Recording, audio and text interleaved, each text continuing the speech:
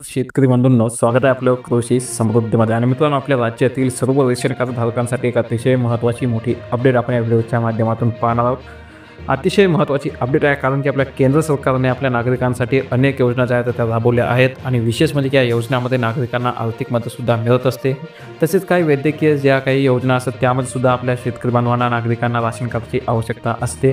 आणि एक सर्वात मोठी महत्त्वाची केंद्र सरकारची योजना म्हणजे की या योजनेमध्ये नागरिकांना स्वस्त दरात रेशन दिलं जात असते आणि त्यासाठी आपल्या नागरिकांना रेशन कार्ड देखील दिले जात असते. परंतु आता एक अतिशय महत्त्वाची अपडेट त्या संदर्भात येत आहे, आणि ती म्हणजे की नॅशनल फूड सिक्युरिटी ॲक्ट अंतर्गत रेशन कार्ड देण्यात आले आहे. आणि या योजनेअंतर्गत सरकार सर्वसामान्य नागरिकांना जे आहे ते मदत करत असते आणि गरीब कुटुंबातील नागरिकांना जीवनावश्यक वस्तू या कमीत कमी किमतीमध्ये दिले जात असतात.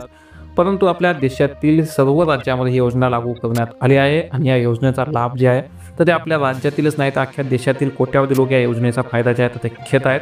परंतु या योजनेसंदर्भात आता काही लोकांना फेब्रुवारी महिन्यामध्ये राशन जे आहे तर ते मिळणार नाही, कारण की आता केंद्र सरकारने रेशन कार्ड धारकांसाठी नवीन गाईडलाईन ज्या आहेत तर त्या तयार केल्या आहेत. आणि आता या योजनेमध्ये 15 फेब्रुवारीनंतर रेशन कार्ड धारकांना लाभ जो आहे तो मिळणार नाही, कारण की केंद्र सरकारने रेशन कार्ड धारकांना ई-KYC करणे अनिवार्य केले आहे. आणि त्यामुळे ज्या लोकांनी ई-KYC केले नाही त्यांना रेशन मिळणार नाही, आणि त्यामुळे रेशन कार्ड धारकांना ई-KYC करणे आवश्यक आहे. आणि ई-KYC केल्यामुळे जे आहे तर ते बनावट रेशन कार्ड कोणाकडे आहे त्याची माहिती मिळत असते, आणि त्यामुळे त्यांचे रेशन कार्ड जे आहे ते रद्द होते. आणि यामुळे KYC केली नसेल तर लगेच करा. आणि महत्त्वाचं म्हणजे की तुम्ही तुमच्या घराजवळच्या अन्नपुरवठा केंद्रामध्ये जाऊन देखील ई-KYC करू शकता, आणि तुम्ही ऑनलाईन देखील ई-KYC करू शकता. तर नेमकी KYC म्हणजे काय, तर ई-KYC म्हणजे तुमच्या माहितीची पुन्हा पडताळणी केली जाणार असते.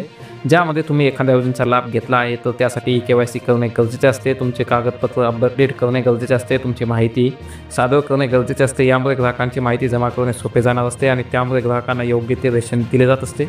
परंतु आता जे काही ई-KYC करणार आहे तर त्यांना जे आहे तर ते 15 फेब्रुवारीनंतर राशन कार्ड आहे किंवा राशनचा काही लाभ आहे तर तो मिळणार नाही. त्यासाठी 15 फेब्रुवारीपर्यंत आपली जी काही KYC असेल तर तात्काळ KYC करून घ्या, आणि त्यानंतरच आपल्याला जो काही लाभ आहे तो लाभ मिळणार आहे. जे नागरिक KYC करणार आहेत त्यांना जो काही मोफत रेशन आहे किंवा रेशन कार्डचा कोणताही लाभ आहे तो कुठलाही लाभ हा मिळणार नाही. त्यामुळे जास्तीत जास्त रेशन कार्ड धारकांपर्यंत ही माहिती नक्की शेअर करा. चॅनल जर नवीन असाल नक्की सबस्क्राईब करा. धन्यवाद.